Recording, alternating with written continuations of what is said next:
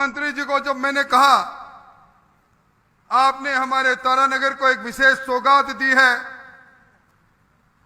और सौगात में सबसे बड़ा संकल्प आपने लिया कि तारानगर में। नमस्कार दोस्तों, जय हिंद, वंदे मातरम। तारानगर में राजेंद्र सिंह राठौड़ के बयानों से तारानगर का हर व्यक्ति खुश कैसे हो गया। अब ऐसा लगता है तारानगर वालों को कि तारानगर का कोई भी किसान पानी की किल्लत से कभी परेशान नहीं होगा। आइए दोस्तों, हम आपको बताते हैं, अगर आप राजेंद्र सिंह राठौड़ और राहुल जी कसवा के समर्थक हैं तो इस वीडियो को लाइक जरूर करना। लेकिन दोस्तों, यह वीडियो आगे है और राजेंद्र सिंह राठौड़ ने क्या कहा है किसानों के लिए। बरसों बाद पूरी विधानसभा में सरदार शहर के इलाके में एक बार दोबारा सर्वे होगा और दोबारा सर्वे होकर हमारे वंचित रकबे में भी सिंचाई का पानी पहुंचेगा। ये बजटीय घोषणा जब आपने करवाई, मैंने आपसे आग्रह किया कि आपने बरसों की हमारी अभिलाषा को एक नए सपने के रूप में प्रस्तुत किया है। आप तारानगर आजकल समाचार पत्र पढ़ते ही वायु दुखंत का जो अहमदाबाद में हुई वो हृदय विदारक घटना सामने आ जाती है। मैं सब उन दिवंगत आत्मा को आप सबकी तरफ से श्रद्धांजलि भी अर्पित करता हूं। मैं निवेदन करूंगा, मोदी सरकार के 11 साल पूरे हुए हैं और आजकल संकल्प से सिद्धि का अभियान भी चल रहा है। मुझे याद आ रहा है 2008 में जब वसुंधरा जी की सरकार थी, मुख्यमंत्री के तौर पर यहां आई थी।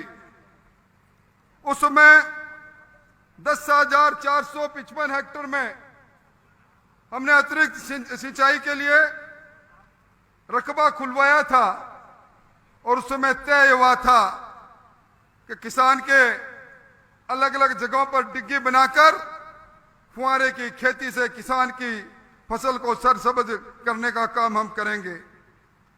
टेंडर हो गया, सरकार चली गई, मेरा वो संकल्प अधूरा रह गया।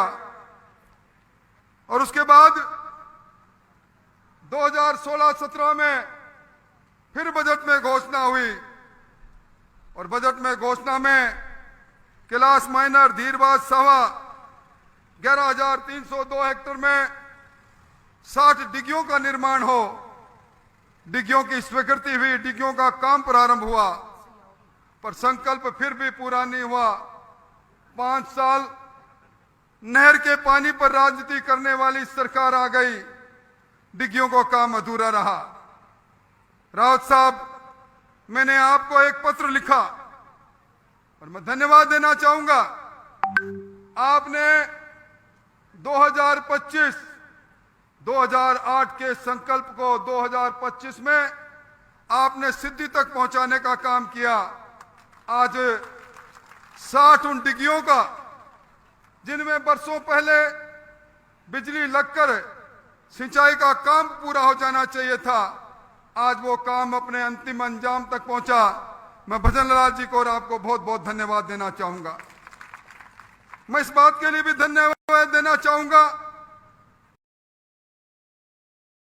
कि जब मैंने कहा अभी भी काम अधूरा है, आपने 200 करोड़ रुपए की और स्वीकृति की। 110 डिग्गियों का टेंडर पूरा हो गया।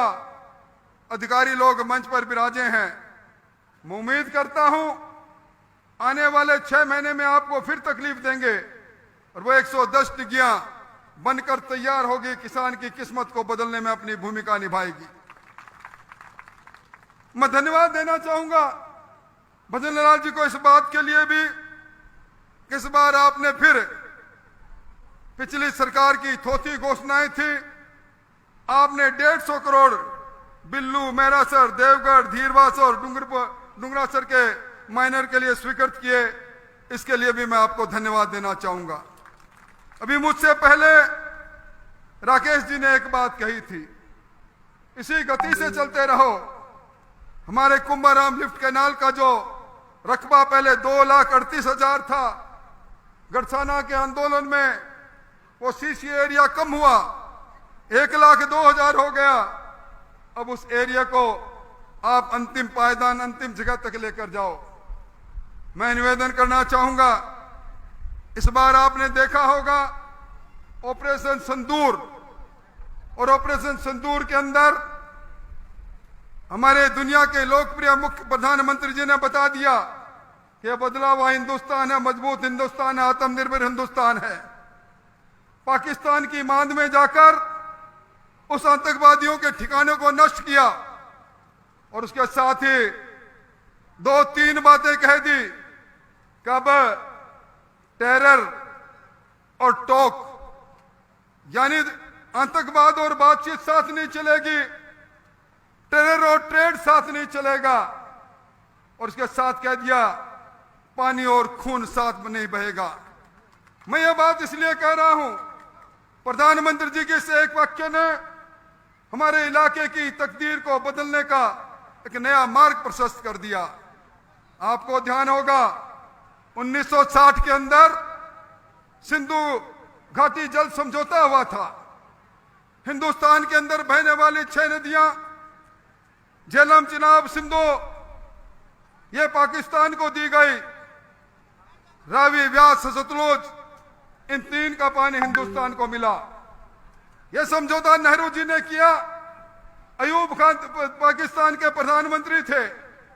80% पानी इन नदियों का कुल पाकिस्तान के पास गया, 20% पानी हमारे पास रहा। और यही नहीं, पाकिस्तान में नहरी तंत्र को बनाने के लिए हिंदुस्तान की सरकार ने पैसा भी दिया। हमें 1962 में लड़े, 1971 में लड़े, पाकिस्तान के साथ हम लड़ते गए, पर कभी यह सिंधु घाटी समझौता रद्द नहीं हुआ।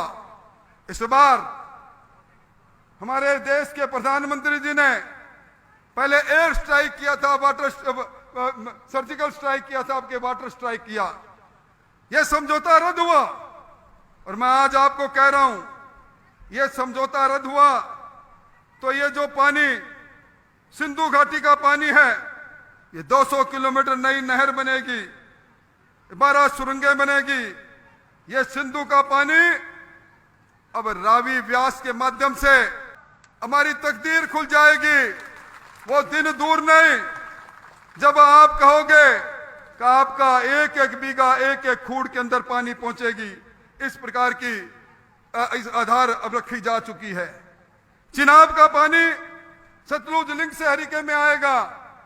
ये हमें पाकिस्तान का पानी जो पाकिस्तान में जाता था, उस वो पानी राजस्थान में आएगा। और राजस्थान में सबसे पहले ये इंदिरा गांधी नहर में आएगा, और इंदिरा गांधी नहर से हमारा जो सेकंड फेज है उसके अंदर हमारे पास आएगा। ये हमारे लिए बहुत बड़ी सौगात है। भाइयों, मैं तो आपसे इतना निवेदन करना चाहूंगा कि जो सपना महाराजा गंगा सिंह जी ने देखा, जिस नहर को कंवर सेन ने बनाया, जिस नहर के आधार पर आपके साथ कई बार छलावा हुआ, अब ये धरती पर उतरेगी नहर, आपके सपनों को पूरा करने का काम होगा।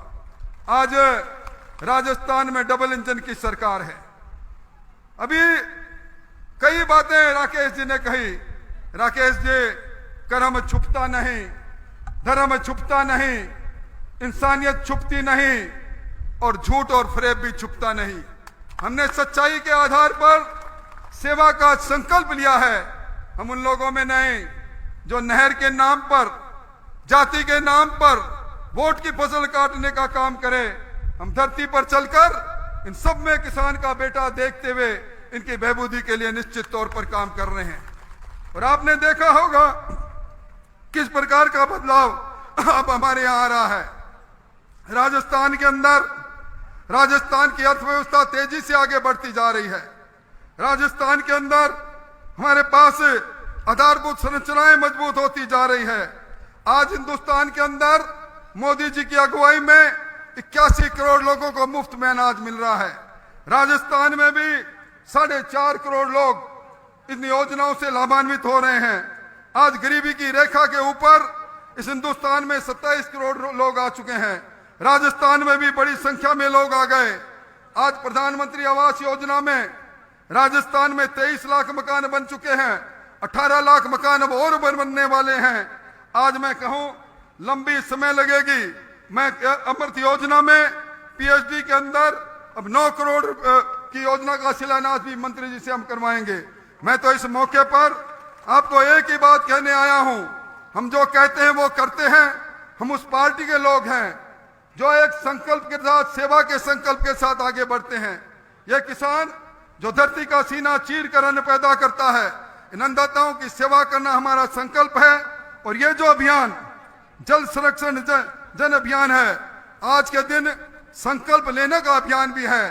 मैं निवेदन करूंगा आप सब लोगों से, आओ हम सब मिलकर जल संरक्षण के लिए सामूहिक तौर पर संकल्प लें।